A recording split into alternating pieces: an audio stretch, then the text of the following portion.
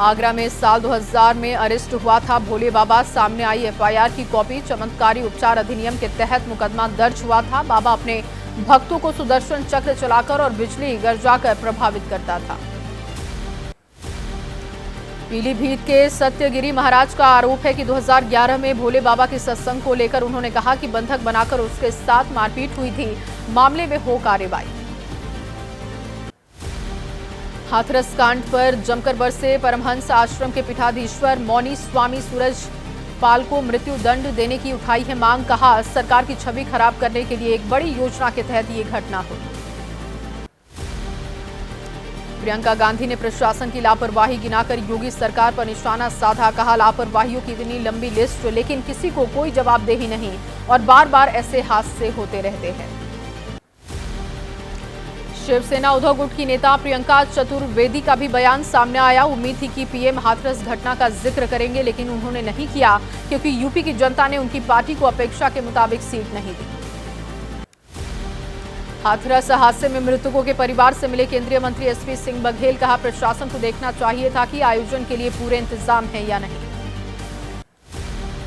UP के मंत्री अनिल राजभर ने कहा कि हाथरस जैसी दुखद घटना के लिए सीधे तौर पर आयोजक जिम्मेदार, वहां के स्थानीय लोग जिम्मेदार। रिपोर्ट आने पर जिम्मेदार लोगों पर बड़ी कार्रवाई होगी।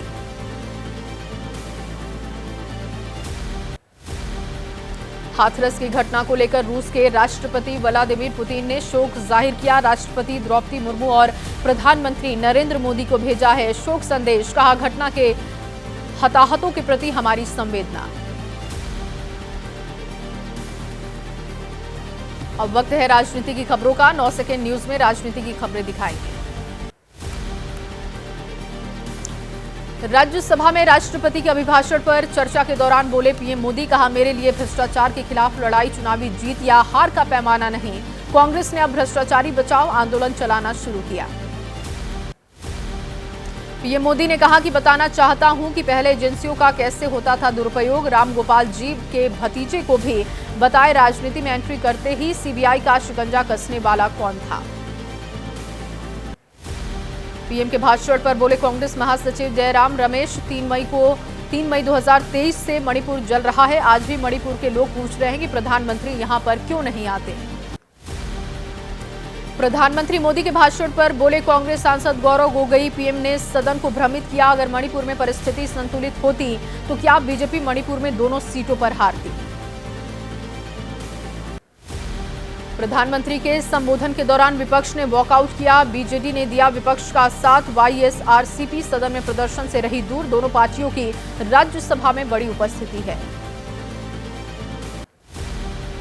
प्रधानमंत्री के संबोधन के दौरान विपक्ष के वॉकआउट पर केंद्रीय मंत्री कृष्णपाल गुर्जर ने कहा कांग्रेस सच्चाई सुनना नहीं चाहती, इसीलिए वो हर बार मैदान छोड़कर भागते हैं।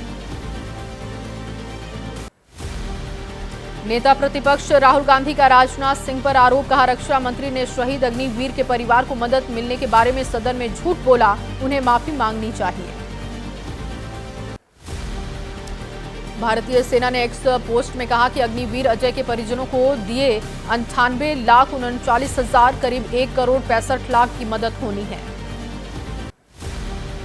झारखंड के नेतृत्व में एक बार फिर से बदलाव। चंपई सोरेन ने मुख्यमंत्री पद से इस्तीफा दिया। अब उनकी जगह पर हेमंत सोरेन झारखंड के अगले मुख्यमंत्री होंगे। रांची में सत्ता पक्ष के विधायकों की बैठक में सीएम पद के लिए हेमंत सोरेन के नाम पर सहमति बनी। मौजूद थे चंपई सोरेन, झारखंड कांग्रेस प्रभारी और इंडिया गठबंधन के दिग्गज नेता। हरियाणा के पूर्व मुख्यमंत्री भूपिंदर सिंह हुड्डा आज चंडीगढ़ प्रेस क्लब में मीट द प्रेस कार्यक्रम में लेंगे हिस्सा। हरियाणा विधानसभा चुनाव को देखते हुए अहम मानी जा रही है कार्यक्रम। और देश की बड़ी खबरें अब आपको दिखाते हैं 9 सेकंड में। संसद में शपथ ग्रहण के दौरान सदस्य नहीं लगा सकते नारे। लोकसभा स्पीकर ओम बिरला ने नियम में किया है संशोधन। अलग से बोलने पर स्पीकर के पास कार्रवाई का अधिकार।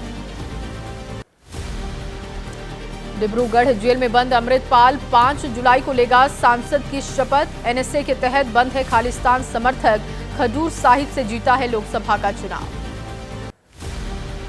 आंध्र प्रदेश के मुख्यमंत्री चंद्रबाबू नायडू का आज दिल्ली दौरा है। पीएम मोदी से मुलाकात कर सकते हैं। वित्त मंत्री निर्मला सीतारमण और अन्य केंद्रीय मंत्रियों से भी मिलने की संभावना।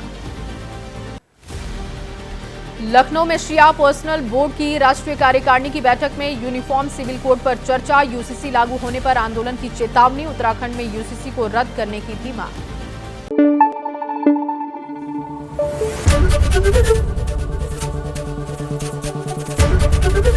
एबीपी न्यूज आपको रखे आगे।